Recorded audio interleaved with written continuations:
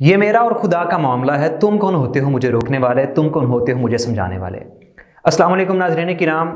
دین کے مبلغین کو اور دین کی تبلیغ کرنے والوں کو، امر بالمعروف و نہی عن المنکر کے فریضے کو سر انجام دینے والے لوگوں کو بہت دفعہ یہ بات سننا پڑتی ہے کہ جس کو وہ سمجھاتے ہیں، جس سے وہ کوئی بات کہتے ہیں کہ بھائی آپ یہ جو کام کر رہے ہیں یہ غلط ہے، تو آگے سے یہ بات سننے کو ملتی ہے کہ تم کون ہوتے ہو مجھے سمجھانے والے، یہ میرا اور خدا کا معاملہ ہے، اگر میں غلطی کر رہا ہوں تو یہ خدا کی مرضی کہ وہ مجھے سزا دیتا ہے یا نہیں، سزا جزا چونکہ خدا کے ہاتھ میں ہے، تم کون ہوتے ہو مجھے روکنے والے، یہ تمہارا حق نہیں بنتا کہ تم مجھے سمجھاؤ۔ تو ناظرین کرام، بات یہ ہے کہ نبی کریم صلی اللہ علیہ وسلم نے مومن کی یہ ذمہ داری بنائی ہے، اور یہ ایمان کی خصوصیت اور ایمان کی تکمیل ہے کہ انسان مومن اپنے سامنے کسی برائی کو دیکھ کر اس کو روکنے کی کوشش کرے، اپنی زبان سے، اپنے ہاتھ سے، یا ایٹ لیسٹ اس کو اپنے دل میں برا جانے، ٹھیک ہے۔ اور رہی یہ بات کہ کوئی بندہ کسی کو سمجھا سکتا ہے یا نہیں، تو بات یہ ہے کہ یقیناً ہر انسان کا معاملہ، ہر انسان کی نیکی، ہر انسان کی بدی، یہ اس کے اور اس کے اللہ کے مابین ہے۔ یقیناً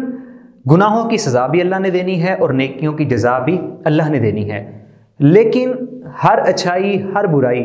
تب تک انسان اور اللہ کے مابین ہے جب تک وہ برائی چھپی ہوئی ہے، جب تک وہ کام چار دیواری کے اندر ہے، جب تک وہ کام سیکرٹلی پوشیدہ طور پہ کیا جا رہا ہے۔ لیکن جب ایک کام پبلکلی لوگوں کے سامنے کیا جا رہا ہے، یا سوشل میڈیا پہ اس حوالے سے کوئی چیز موجود ہے، سوشل میڈیا پہ کچھ لکھا جا رہا ہے جس سے لوگ متاثر ہوں، یا کسی ایسے پلیٹ فارم پہ، فار ایگزامپل یوٹیوب پہ کچھ ایسی ویڈیوز پوسٹ کی جا رہی ہیں جو بہت زیادہ لوگوں تک رسائی کرنے والی ہیں۔ اب اگر ایسے کسی مٹیریل میں، ایسی کسی چیز میں کوئی بندہ کوئی ایسی چیز لکھتا ہے کہ جو اسلام کے لیے مناسب نہیں، اسلام کے خلاف ہے، یا اسلامی عقائد کے خلاف ہے، یا ویسے ہی وہ چیز اسلام اور مسلمانوں سے ہٹ کر کسی ایک اچھی سوسائٹی، ایک پرامن اور مہذب سوسائٹی کے لیے وہ چیز بہتر نہیں، یا وہ اس سوسائٹی کے ینگسٹرز اور لوگوں کو، نوجوانوں کو کسی حوالے سے ان کو متاثر کرنے والی ہو، یا ان میں کسی قسم کے منفی رجحان کو ابھارنے والی ہو، اگر ایسی کسی معاملے کی روک تھام کے جواب میں کہا جائے کہ یہ معاملہ میرے اور اللہ کے درمیان ہے، تو نہیں، یہ معاملہ پھر عام لوگوں کے درمیان آ چکا ہے، اس وقت یہ معاملہ آپ اور اللہ کے درمیان نہیں رہتا۔ حالانکہ اللہ تعالیٰ نے قرآن مجید میں مومنین کا یہ وصف بیان کیا ہے کہ کنتم خیر امۃ اخرجت للناس تأمرون بالمعروف وتنہون عن المنکر، کہ تم بہترین قوم ہو کہ تم لوگوں کو نیکی کا حکم دیتے ہو اور برائی سے منع کرتے ہو۔ اب اگر کسی کے بہت زیادہ سٹرکٹ رویے کی وجہ سے، یا کسی کی بدتمیزی شامل ہو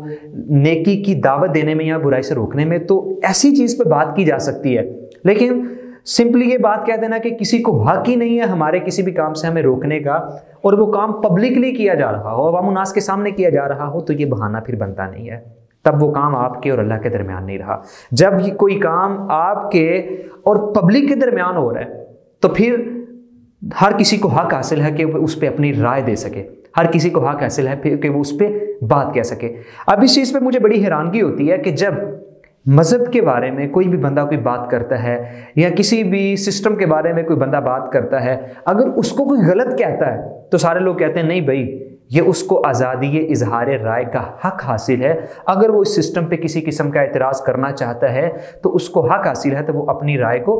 بلند کر سکے، اپنی آواز کو بلند کر سکے، اپنی رائے کا اظہار کر سکے۔ لیکن جب ان کی اسی رائے پہ کوئی دوسرا بندہ اعتراض کرتا ہے تو اس اعتراض کو پھر ویلیو نہیں دی جاتی،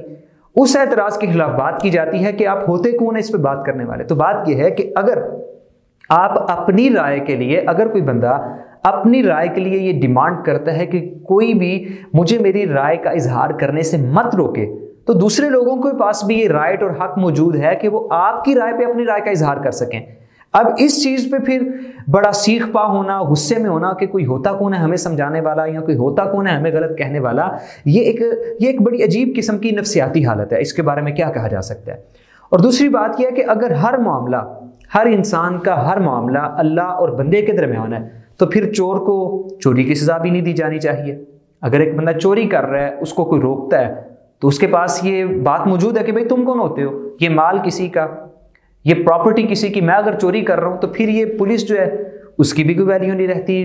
جتنے بھی لاز ہیں، جتنی بھی جوڈیشری ہے، سارا جوڈیشل سسٹم وہ سارا غلط ٹھہرتا ہے نا، کیونکہ کسی کو حق ہی نہیں کسی کو روکنے کا۔ تو بات یہ ہے کہ جب ایک کام پبلکلی کیا جا رہا ہو اور وہ کام کرنے والا بندہ کہے کہ یہ کام میرے اور اللہ کے درمیان ہے، تو یہ بات سجتی نہیں ہے۔ ہاں اگر ایک کام 4 دیواری کے اندر ہے، پوشیدہ اور سیکرٹلی کیا جا رہا ہے، تو پھر وہ بندہ اگر کام کرتا ہے، اللہ سے توبہ کرتا ہے، تو پھر یقیناً یہ اس کا اور اللہ کا معاملہ ہے۔